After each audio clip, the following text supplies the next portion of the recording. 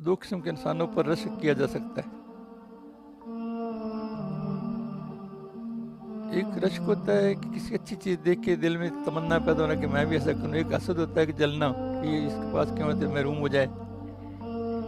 تو رشک کی تو اجازت ہے، حسد کی اجازت نہیں۔ دو قسم کے انسانوں پر رشک کیا جا سکتا ہے۔ ایک وہ شخص جس کو اللہ تعالیٰ نے دین کی بصیرت عطا فرمائی، وہ اس کے ساتھ فیصلہ بھی کرتا ہے، اسے لوگوں کو سکھاتا بھی ہے، یعنی اس پر انسان رشک کرے گا، اللہ کرے مجھے بھی ایسا کر دے۔ دوسرا وہ شخص جس کو اللہ تعالیٰ نے مال کی فراوانی عطا فرمائی، اس کو خیر کی راہوں میں خرچ کرنے کی توفیق بھی نصیب فرمائی۔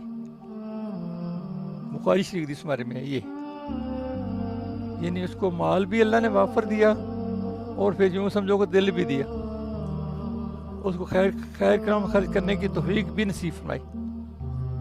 ایک اچھی بات جسے کوئی مسلمان سن کر دوسروں کو سکھاتا ہے اور خود بھی اس پر عمل کرتا ہے، وہ اس کے لیے 1 سال کی عبادت سے بہتر ہے۔ بحوالہ احیاء العلوم، ایک اچھی بات جسے کوئی مسلمان سن کر دوسروں کو سکھاتا ہے اور خود بھی اس پر عمل کرتا ہے تو وہ اس کے لیے 1 سال کی عبادت سے بہتر ہے۔